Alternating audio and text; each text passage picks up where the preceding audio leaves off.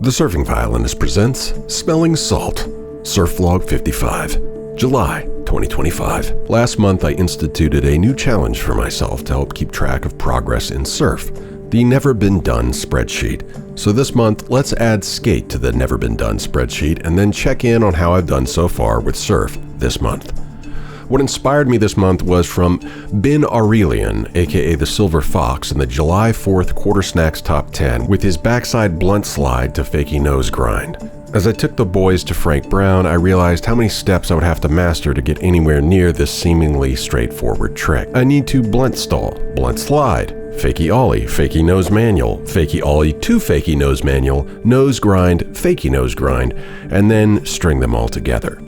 So needless to say, what I thought might be a simple slappy I could start working on at our new brick ledge thingy turned into a big project because, like only two of these I can do at the most marginal level.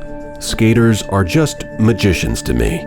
So let's put a pin in the Silver Fox masterpiece and work through the elements one NBD at a time. So for NBD number 1, we'll start with fakie ollie onto the mani pad. I'm going to dispense with the front side and backside divisions I used in the surf NBD benchmarks because my skating fundamentals suck so bad, we're going to go even more basic than those considerations.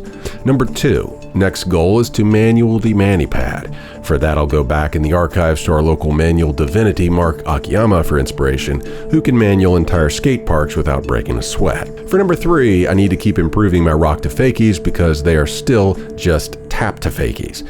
The goal here is to eventually deck these things out to satisfy the standards of our local vert divinities like Clint, who refuse to acknowledge anything short of back wheels butted up to coping as a rock to fakie. But the first step is to at least get to the midpoint in the board and truly get the seesaw motion going. So, for that benchmark, we're going to look to Levi, who was good enough to give me a step-by-step walkthrough last year. I'm making a little progress. I think I literally will be moving up the board a quarter inch at a time. Lol. For number 4, I'd like to work on 5/0s. We'll start backside because I have feebles pretty consistently. The goal here will be to get frontside, of course, so I can graduate to frontside 5s, then 50/50s. I'll use Warren again with his frontside 5/0, and we'll work from backside to frontside. For number 5, I want frontside disaster. For number 6, I want tail stall. On a lark, I asked Squared Grouper employee Coleman Lewis to give us a trick of the day for the surf report, and he picked a tail stall to revert. Well, I'm not doing the revert yet, but I'll use his tail stall as a benchmark. So I'm starting to try to keep this Never Been Done spreadsheet routine front of mind. So often with skate, surf, and skim, I just default to old habits or try outlandish things way out of my wheelhouse. So I'm hoping this will help me make incremental progress without risking life and limb. In August, we'll add 6 skim Never Been Done benchmarks to the spreadsheet, but in the meantime, let's see how things have been going with the surf NBDs. Probably the best surf I got personally in July was on Thursday, July 17th. The surf got better as the day went on. The bait balls were absolutely nuts, just mobbed by fish all day. Seeing something surface that was larger than your typical fish and worrying until you realize it was a dolphin. I'm still not doing a good job of keeping eyes open for potential air sections. Here's a little whitewater begging for a baby ollie, but I was not ready. I'm sorry, Cam. I'm going to start trying to be more conscious. There were 2 carve attempts that I thought at the time would be satisfactory approximations of Rob Stalvey's roundhouses.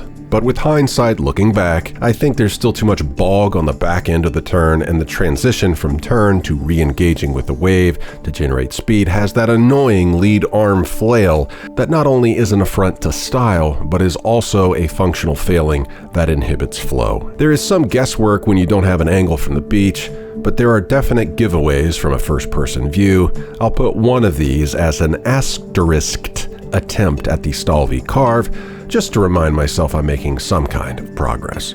In other surf news, I got to catch up with my old surf bud, Kevin Conley, at his home break in South Walton. It was so cool to share waves with him and his kids. It was really a catchable stoke with the whole family enjoying the surf together. Rohan even joined in, and we got a tandem belly ride to the beach. The beach days with Caleb and LB's boys, Luke and Charlie, have been a blast. On July 4th, the sandbar was so ridiculously shallow, we were all getting tumbled in the micro slab tubes. Mohit even joined us, and we got to practice navigating the tourist slalom course Don't worry, trained professionals here, no tourists were harmed in the making of this vlog. Matt Cassidy of eVenture Florida got in touch with me to see if I wanted a new torque board, as they acquired distribution rights, to see if I wanted to get a discounted board in exchange for Surf Report sponsorship. I picked the Torque meets Rusty Dwart.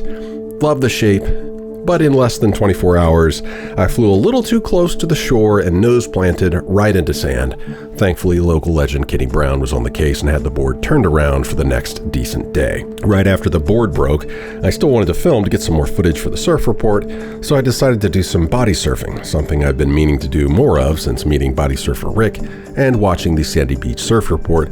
And this activity just can't be oversold. Normally, I'd be really pissed about my bad luck with the board and allow it to set off a catastrophizing cascade.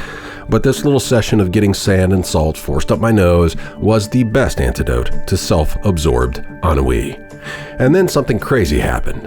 A waterspout loomed ahead. The clouds were ominous. The wind was threatening to get fierce. But just as soon as it had whipped up, the skies cleared, the wind died, the surf glassed out, and a break popped up out of nowhere on the west side of the pier.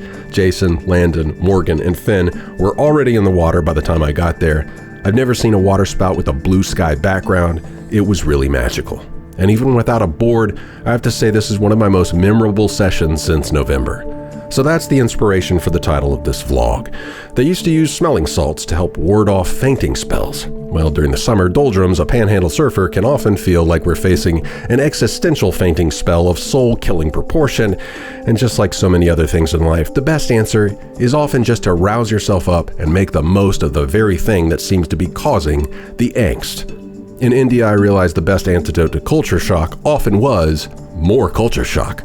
Well, the antidote to no surf is more salt water, in my opinion. When gamers are online raging in a game that's driving them crazy, the mocking advice to touch grass is really not bad advice for the terminally online. Well, for the wave-starved surfer, smelling salt is just as good, I think. So if you're struggling with the doldrums this summer, never fear. Salt is here. Keep it consistent, even if the surf isn't. Godspeed, ex-Howleys in training. To see these videos early, without ads, join the lineup here on YouTube. You just need a YouTube account, and for $1.99 a month, you click this little join button and sign up to get early and ad-free access to 4 monthly vlogs: the surf vlog, the violin vlog, the masala vlog, and the family vlog. Thank you very much.